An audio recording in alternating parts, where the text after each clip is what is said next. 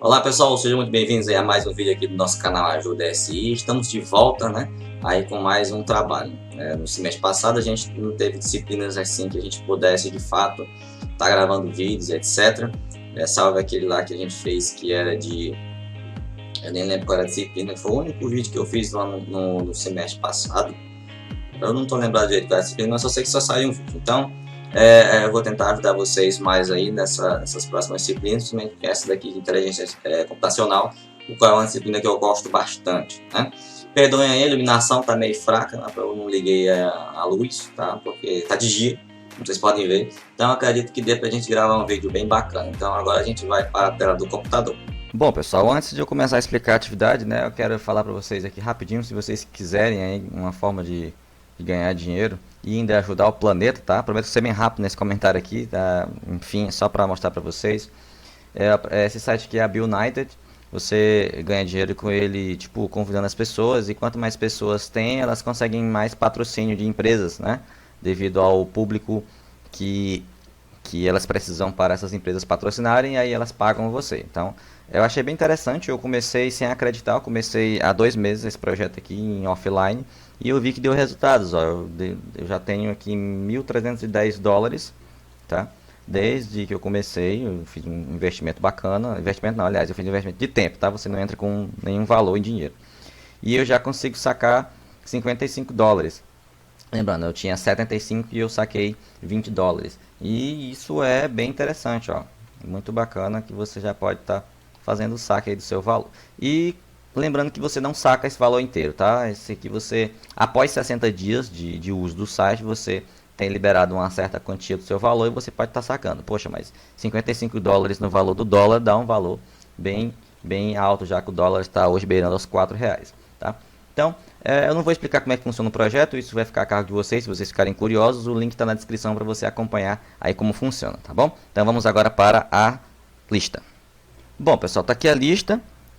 Eu não vou botar ela respondida aqui, tá? Opa. Eu vou só comentar ela com vocês e aí, se vocês já têm a lista respondida, vocês comparam com a que vocês têm. Ou se não, vocês dão uma pausa aí e vão respondendo, se for o caso, vocês quiserem apenas as respostas, tá? O que eu aconselho é que vocês entendam alguns conceitos aqui, tá bom? Ah, tem umas questõezinhas bem legais aqui. Eu não usei algoritmo em nenhuma, não precisa, basta a gente estar explicando. Essa lista é praticamente toda teórica. Mas vamos começar, né? Bom, qual é a diferença entre um software convencional e um que utiliza técnica de inteligência artificial?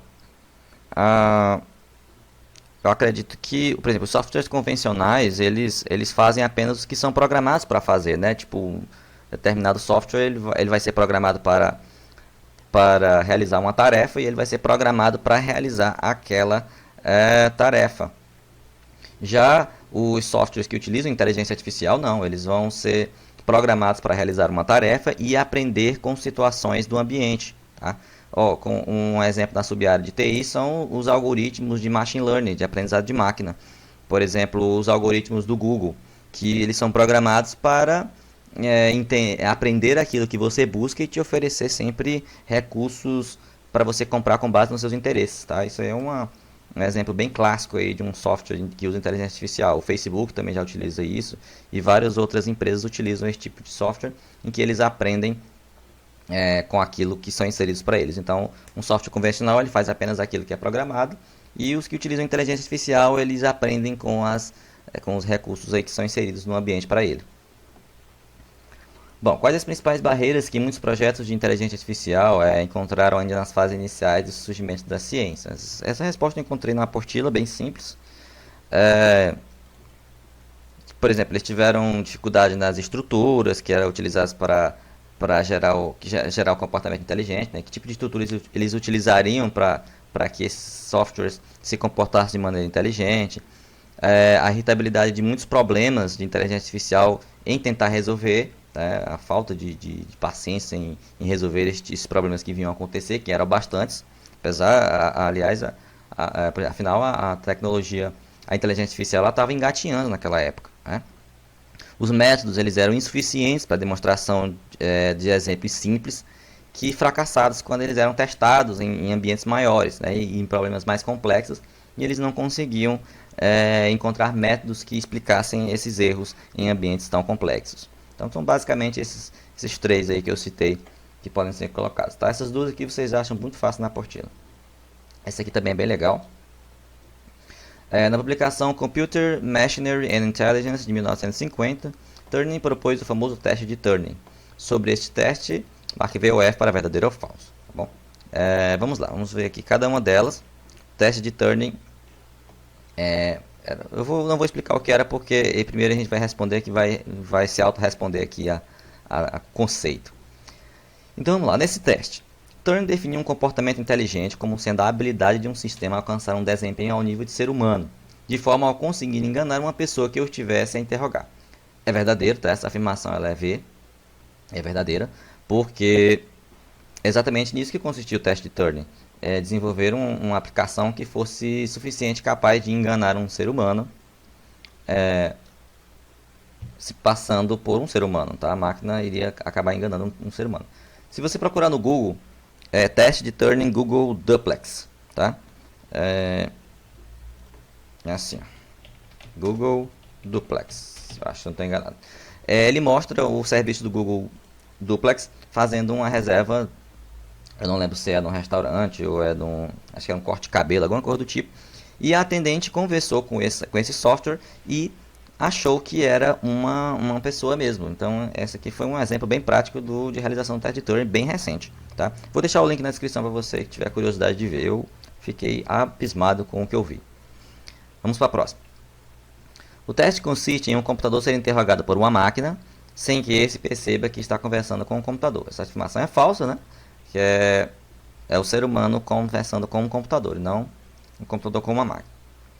Então vamos ao próximo. O computador passaria no teste se a pessoa conseguisse identificar que estava falando com uma máquina e não com um ser humano. Errado, aqui é o ser humano e não o computador. Então essas duas são falsas. Vamos para a última. Este teste possui muitos requisitos, como a necessidade de utilização de formas para a representação do conhecimento e a capacidade de processamento de linguagem natural. Altamente verdadeira. A máquina ela tem que ser o mais real possível e próximo do ser humano para conseguir aí, enganar o ser humano ao ponto de confundi-lo com tal, né? E não com uma máquina, tá bom? Então, a resposta aqui VFFV. Se você discorda, coloca nos comentários aí para a gente estar discutindo essas questões. Bom, vamos à quarta. Mais uma de VOF. Essa aqui já vai trabalhar mais com um pouco de inteligência artificial, um texto mais histórico, tá? Vamos à primeira aqui, ó. Também todas eu me baseei pela apostila. O método de resolução de problemas usado na primeira década de inteligência artificial foi o mecanismo de busca de propósito geral, e esse foi um dos motivos do sucesso e entusiasmo inicial do surgimento da inteligência artificial. Falso, tá, pessoal? Isso aqui é falsa. E está bem aqui, ó. Foi um dos motivos de sucesso, pessoal. Esses métodos eles não foram motivo de sucesso algum. Inclusive, eles eram chamados de métodos fracos. Porque eles usavam pouca informação sobre o domínio que eles tinham. E assim, para os domínios complexos, o desempenho era pobre. Então, a gente tem que descartar essa alternativa exatamente por essa última forma aqui. Tá bom? Próximo. O crescimento da aplicação do mundo real aumentou a demanda por esquemas de representação de conhecimentos alternativos. Essa é altamente verdadeira, tem na apostila e é uma própria questão de lógica. O crescimento das aplicações do mundo real, então não tem muito o que discutir. Que realmente isso é uma questão de lógica. Se o crescimento das aplicações cresce, então é necessário mais conhecimentos alternativos para suprir essas demandas. Bom, os primeiros trabalhos de IA foram baseados em sistemas especialistas. Falsa, pessoal, tá bom? Os primeiros estudos eles surgiram lá na década de 40 e foram marcados pela Segunda Guerra Mundial. Tá? O cientista Norbert Wiener, acho que é assim que fala, de Massachusetts, no Instituto de Tecnologia de Massachusetts, ele desenvolveu um método de controle de radar de armas antiaéreas para o exército dos Estados Unidos. Então não tem nada a ver com essa afirmação. Então essa afirmação aqui é falsa. Essa aqui eu busquei alguns recursos na internet. Eu não achei nada significativo na apostila. Bom, e a última, filosofia, biologia e lógica matemática são exemplos de sub-área de inteligência artificial. Também é falsa. Tá? A gente pode citar aí sub-áreas da inteligência artificial, as buscas, né, os métodos de busca, como a gente vai ver agora na quinta questão. Machine Learning, que é aprendizado de máquina, planejamento automatizado, robótica, dentre outros. Essas sim são sub-áreas da inteligência artificial. Então a quarta se eu não tenho, FVFV, tá bom? Esse é o gabarito da quarta questão, com base nesses conceitos que eu disse para vocês. E tá aqui a quinta, acho que a quinta e a sexta, as três últimas são as mais interessantes para a gente discutir, são as que mexem mesmo com algoritmos, as que mexem mesmo com conceitos. Vamos lá. Marque a alternativa correta. Então a gente tem aqui, a gente vai logo eliminando aqui se tiver alguma errada, tá bom? Deixa eu ver aqui. Bom, vamos lá. Na busca cega, sabe-se qual o melhor nó da fronteira a ser expandido.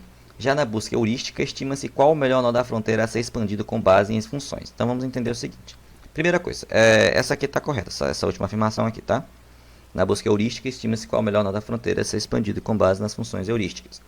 Eu tenho um vídeo aqui no canal, eu não estou lembrado o nome dele, eu vou deixar na descrição, que eu explico bem mesmo o que é busca heurística, tá? Ela é muito usada em jogos, principalmente quem trabalha com GTA, quem joga GTA, ele tem muito conceito de busca heurística lá naquele mapazinho que aparece, tá? Eu vou deixar na descrição o link do vídeo que fala de busca heurística. Vamos discutir um pouco sobre busca cega. A busca cega, ela é um tipo de busca que não tem informação, ela usa apenas as informações disponíveis na identificação do problema, tá? Ela não tem um norte para ela se basear, tá? Ela vai usar o que ela tem ao lado dela. E as estratégias de busca sem informação, ela se distingue aí pela ordem que os nós são expandidos, ou seja, dependendo da forma como os nós dos grafos estão expandidos, é que ela vai admitir qual tipo de busca cega que ela vai utilizar. Se é uma busca de extensão, se é uma busca de custo, de profundidade, de aprofundamento interativo, etc. Tem vários tipos de busca cega. E qual é a estratégia utilizada na busca cega? Ele vai apenas gerando sucessores e verificando se o estado do objetivo foi atingido, tá bom? Com base na apostila, não se sabe qual é o melhor nó da fronteira, tá? Os últimos nós alcançados pela função a ser expandido, eles acarretam o menor custo até o objetivo. Então não tem como a gente saber qual é o melhor nó da fronteira, já que a gente não tem aí um norte para essa busca, já que o próprio nome diz busca cega. Tá bom? Então essa afirmação ela está incorreta. Tá bom? Não condiz aqui com o que a gente está querendo. Bom, a busca em profundidade é ótima quando ela realiza a detecção de estados repetidos. Essa afirmação, pessoal, também é falsa. Tá? A busca em profundidade ela expande sempre o nó mais profundo, né? Ainda não expandido. E ela não é ótima, de forma alguma. Aqui fala que ela é ótima é quando ela consegue resolver, pessoal, o problema no menor tempo possível, tá? Então ela não é ótima, tá? Porque, por exemplo, se a gente tem uma árvore de profundidade infinita, a gente não vai ter como encontrar um resultado ótimo. Então, não tem como a gente ter esse resultado ótimo aqui. Então essa afirmação também é falsa, as duas primeiras são falsas. E a busca de custo uniforme, tá? Ela expande o nó da fronteira com o menor custo de caminho. Até o momento, ela que ela sempre encontra o melhor resultado entre os nós disponíveis, tá bom? Essa aqui é a última, é a única correta. Se você der um Ctrl F, perdão, na apostila, você vai encontrar aí basicamente essa mesma expressão aqui, tá bom? A busca de custo uniforme, como o custo é uniforme, ela vai sempre expandir o nó da fronteira com o menor custo de caminho, né? Até o momento em que ela se encontra com o melhor resultado das árvores, dos nós disponíveis. Então, altamente correta. Bom, vamos para a sexta questão. Vamos lá, considera as seguintes colocações. A busca minimax é do tipo em profundidade, então em qualquer instante temos de considerar os nós ao longo dos vários caminhos na árvore, independente do nó de ser mínimo ou máximo. Bom, pessoal, para começar, o minimax ele é um tipo de método que ele tenta minimizar as possíveis perdas, né? E ele pode ser considerado como uma maximização de ganho. Então ele vai percorrendo aí o que ele tem de percorrer, um gráfico, enfim, e ele vai calculando qual é a probabilidade de você ganhar e de você perder, para informar isso. Ele é muito utilizado em jogos de xadrez e etc. Tá bom? Deixa eu ver se eu tenho aqui uma imagem. Tá aqui, Minimax, vou mostrar para você. Aqui uma imagenzinha, ó, como vocês podem estar observando. Isso aqui a gente chama de Game Tree, tá? Aí com base nisso aqui a gente consegue identificar qual o caminho que a gente pode seguir para ganhar o jogo, de uma maneira que o inimigo não consiga interferir, tá? Bom, vou voltar aqui, beleza. Como a gente pode ver nessa imagem aqui, a gente tem as três possibilidades: menos 1 para perder, o 0 de empate e o mais 1 para que eu possa ganhar. A gente precisa de alguma maneira de informar esse agente qual o caminho mais seguro. Aí é onde a gente utiliza o Minimax. O princípio que o Minimax adota é descer os nós, ele vai descendo os nós, tá? Até chegar no término do jogo. Aí ele vai identificando se o jogador perdeu, empatou ou ganhou. Ele vai testando as possibilidades, levando em consideração que isso daqui é como se fosse um nó e cada parte dessa tem um custo. Tá? E depois que ele verifica, ele sobe de novo e identifica de quem é o turno. Se o turno for do oponente, o algoritmo guarda o menor valor para entregar para ele e o resultado de suas respectivas ramificações. Aí, caso o turno do jogador seja o turno do jogador, perdão, o algoritmo guarda o maior resultado de sua respectiva. E ele vai repetindo esse processo até o primeiro nó.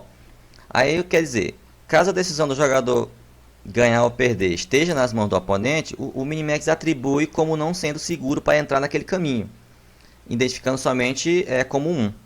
E os caminhos em que o jogador passa para vencer a partida, mesmo que o oponente jogue da melhor forma possível, ele vai intercalando. Como a gente pode ver aqui nessas linhas de percurso que o Minimax utiliza. Então, basicamente isso, tá? Para explicar melhor, a gente tem que entrar numa aula só de Minimax, tá? Mas é basicamente isso que ele utiliza. E essa afirmação 1, pessoal, é uma afirmação incorreta, tá bom? Porque o algoritmo Minimax, ele aplica-se quando existem dois agentes, o mínimo e o máximo, jogando um de cada vez.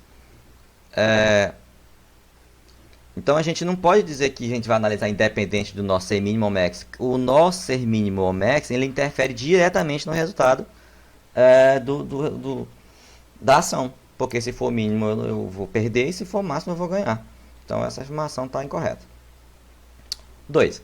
A efetividade do algoritmo Minimax é altamente dependente da ordem que os sucessores estão examinados. Sim, essa afirmação é completamente verdadeira, que a ordem dos custos aqui, a ordem que ele vai percorrer, a ordem que o jogador oponente vai jogar, interfere diretamente. Então essa afirmação também é corretíssima. 3. O algoritmo alfa-beta permite podar grandes partes do espaço de busca do jogo inteiro, consequentemente ele não tem de fazer a busca em todas as distâncias entre os estados terminais. Bom, pessoal, esse algoritmo alfa-beta, ele é utilizado aí dentro da busca Minimax, ele é utilizado para manipular valores alfa-beta, tá? Armazenados em cada nó interno da árvore de busca. A árvore do jogo ela é percorrida em ordem de profundidade, como a gente já viu, de acordo com o Minimax, e cada nó que não esteja na folha é armazenado um valor, sendo o max o alfa e os mínimos beta. Então, se o nó máximo ele for um valor da busca ancestral, e se o nó for mínimo, se o valor for uma busca ancestral para baixo. Então, é feito um recurso para cortar o nó. É basicamente assim que funciona aí esse tipo de algoritmo.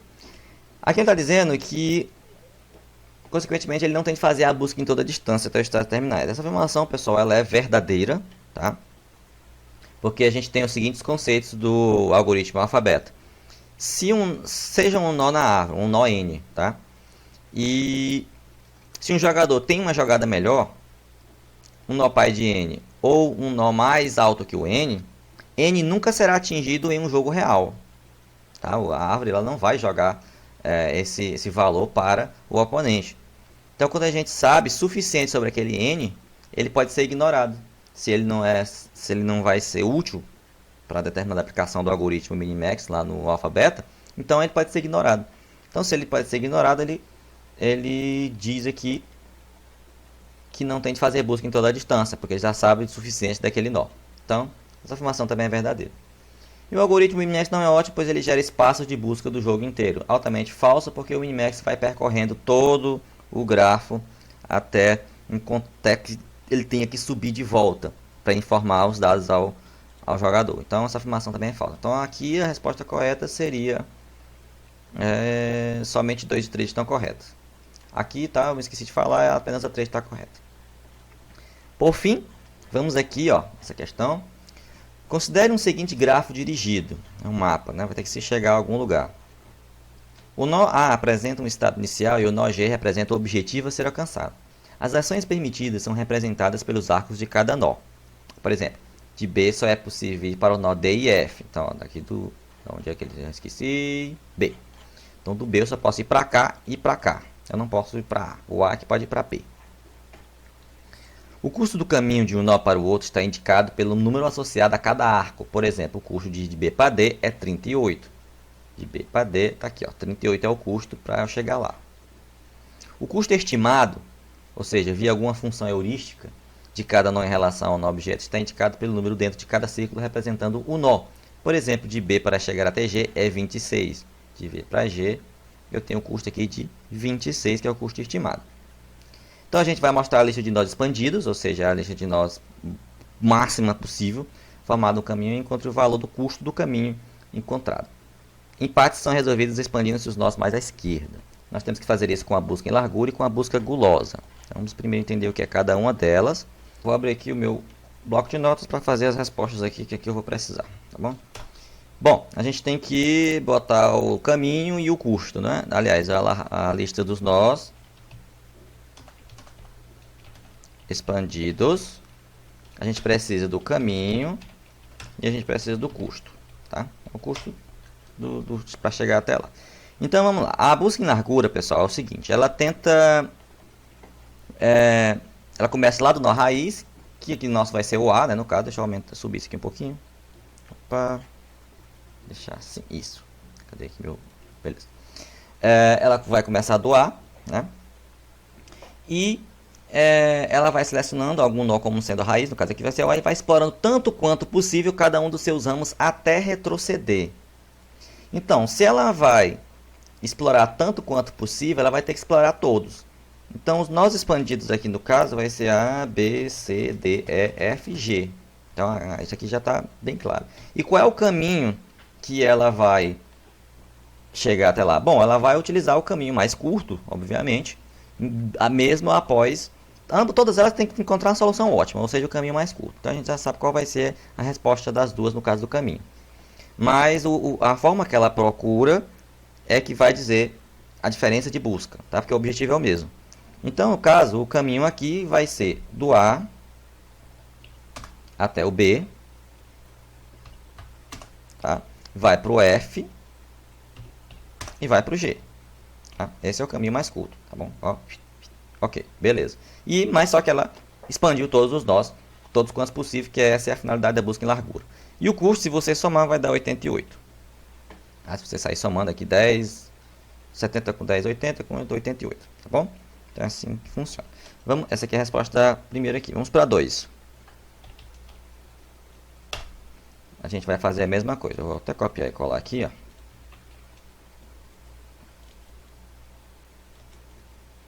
Ok. A busca gulosa, ela é uma técnica que utiliza para resolver um problema fazendo a escolha localmente ótima em cada fase, tá? Com a esperança de encontrar um resultado ótimo. Então, ótimo ela tem o menor custo. Então, o que seja localmente ótimo, ou seja, na redondeza dela, o que for ótimo, o que for com menos custo, é que ela vai encontrar, é que ela vai expandir. Lembra que a busca em largura ela expandiu para todo mundo. A busca gulosa não, ela vai tentar encontrar qual o resultado para ela que naquela distância seja mais ótimo. Então a gente vai começar do A. Do A a gente vai para o C, que tem um custo menor que o do B. Depois ela vai para o F, tá? Que tem um custo menor. Perdão, vai para o D, não pode ir para o F, tá? Perdão, para o D, que tem um custo menor do que o E20 de 18 aqui. Então é a CD, aí o F e o G. Você pode perceber que ela expandiu menos que a busca em largura, apesar de que a busca gulosa não é o método mais eficiente também. Porque para ela, o que está próximo pode ser ótimo, mas depois, numa ramificação maior, mais para frente, eu posso ter um resultado que não seja tão ótimo se eu for comparar lá com o nó raiz. O caminho vai ser o mesmo, né? A, B. Infelizmente ela vai ter que percorrer o mesmo caminho, F, G. Tá? E o custo aqui, o nosso custo ela vai ser bem mais tranquilo, se a gente for somar, que vai dar 53. Tá bom? Então é basicamente essas as respostas e a forma como se comporta cada método de busca. Então a gente conclui aqui a lista nessa parte aqui. Então pessoal, é isso aí, espero que vocês tenham gostado dessa resolução dessa atividade. Se porventura vocês contestarem alguma questão ou alguma outra forma de explicação, coloquem aí nos comentários, sempre é bom, tá? Para ajudar os colegas. Então, Vocês acompanham esse vídeo, acompanham os comentários, que com certeza vocês vão enriquecer bastante aí o conhecimento de vocês. Não se esqueça também de dar uma conferida lá na Bionice, se você quiser aí ganhar um dinheirinho extra, com certeza você vai gostar desse tipo de projeto. Então a gente se encontra no próximo vídeo, aí que eu não faço a mínima ideia de quando será, mas à medida que eu puder ajudar vocês eu estarei, tá bom? Então até mais, tchau!